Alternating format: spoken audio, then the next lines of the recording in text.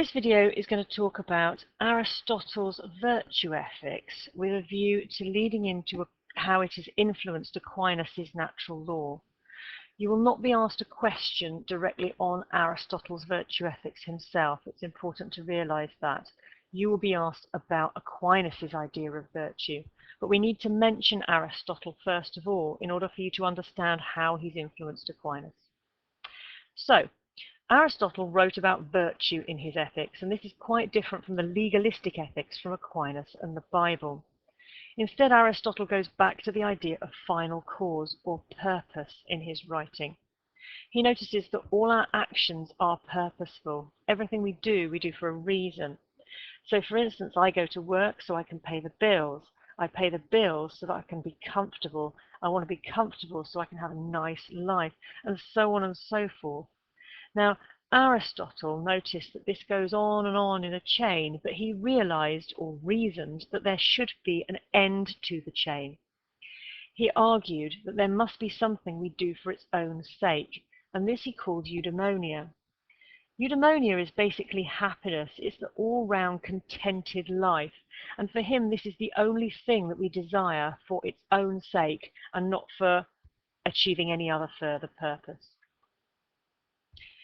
Eudaimonia for him is threefold. True happiness is not only my pleasure, but also includes other things as well. My pleasure is important, but I'm a member of society, and so true happiness will only be achieved if I care for others as well. In addition, of course, reason for Aristotle and then Aquinas was fundamental, and we couldn't really be happy properly as human beings unless we utilize that reason and achieve happiness as a philosopher, as an intellectual. Now that one's a bit more tricky for some people than others according to Aristotle, but all three should be sought in order for us to really achieve eudaimonia. Now, in order for us to achieve this eudaimonia, he felt we needed to follow a middle ground between a golden mean of two vices. The golden mean is this middle pathway. Now, for instance, if I show courage in my life, I might use my mind to try and work out what the most brave thing to do would be in any given situation, and then I would try and act bravely, courageously. If I have too much of that virtue, then I could be described as rash. I might leap in without thinking and do crazy things that really won't necessarily benefit people. And equally, if I lack courage or bravery, I could be described as a coward, where I fail to act. Another good example is modesty. We might argue that if I lack modesty, I can be shameless, whereas if I have too much of it, I could be described as shy. Now, Aristotle came up with 12 of these kind of virtues that each fell between two vices. And he felt that by being moderate, we could gradually develop this contentment, where we're not going crazy over the top and we're not holding back. We're living a full, all-round contented life. Now, this has been hugely influential on Aquinas. It's quite important that we should notice here that Aristotle felt that we are what we do, that excellence isn't just about following rules, and Aquinas took this on board. While his kind of ethics is legalistic and does contain rules, he took on board this idea that we've got to develop our personality. It's not enough to just follow rules. We've got to be virtuous people, and we can become virtuous by making virtue a habit. So here, as Aristotle is saying, we become brave by doing brave acts, but it's becoming a brave person that makes us virtuous, true moral beings. Now, we've mentioned this before in lessons, but it's important to revisit it at this point, because we can say that virtue is important because it helps us to understand the difference between real and apparent good according to Aquinas. So it's Aquinas we're focusing on here. Aquinas talked about his real good, which is what our conscience can deduce by using rector ratio. Rector ratio, remember, is this idea of right reason. And right reason will help us to understand not just what we think might be good, but what is objectively good, what really is good. A truly virtuous person who has practiced the virtues properly will be able to use their conscience effectively, because they will be a moderate person and they will be able to understand how to be virtuous.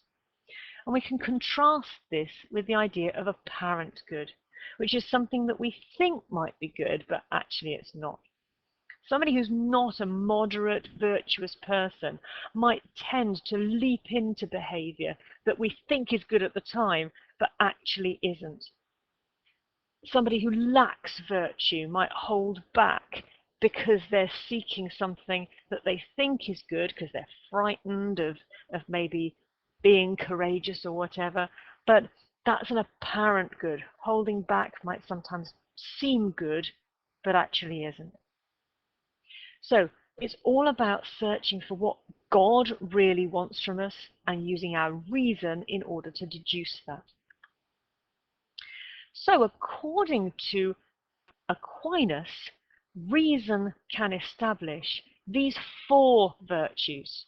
Aristotle had 12. Aquinas has 4 cardinal virtues. And these cardinal virtues are required in order for us to lead this moral life. Now, the first one, prudence, is the ability to judge well. It's a little bit like wisdom. It's reasoning. So we need to have that virtue of prudence in order to make the right judgments at the right time in the right place, in order to weigh things up. If we're prudent people, we should then be able to use our reason correctly. Justice is very important. And for him, of course, that's the idea of fairness. We've got to be able to make sure that we treat people equally, justly. Fortitude is the idea of courage, much like Aristotle's idea of courage there. And finally, temperance is moderation, not being excessive, not being deficient, but making sure that we tread this middle path. If we can establish these 4 cardinal reasoned virtues, we should be able to lead a moral life. But he wasn't prepared to stop there. The cardinal virtues are arrived at by a reason, whereas the revealed virtues are given to us directly from God in the Bible.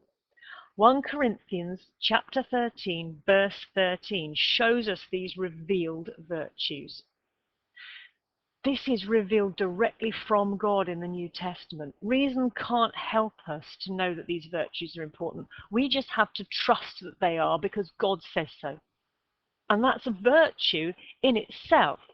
Faith dictates that we must trust God and that we must see these virtues as vital in order to achieve our ultimate telos. So here they are: faith, hope, and charity. Faith might be seen as trust in God. Hope might be hope for the future of an afterlife. And equally, charity is the idea of serving others. Now, we might argue here then that charity could also be described by Aquinas as love. Love is really the way that Christians tend to describe it today. And if you look in a modern translation of the Bible, you'll see it tends to say faith, hope, and love. This is this idea that we'll be kind and caring towards other people. Not that we'll necessarily feel loving towards them, but that we will show love, compassion, care towards others. So these virtues are really important because they will help us then to lead not only a virtuous life, but be able to work out how we should behave in any given situation. In our lesson, we'll be trying to apply these virtues and see how they might be helpful in the theory of natural law.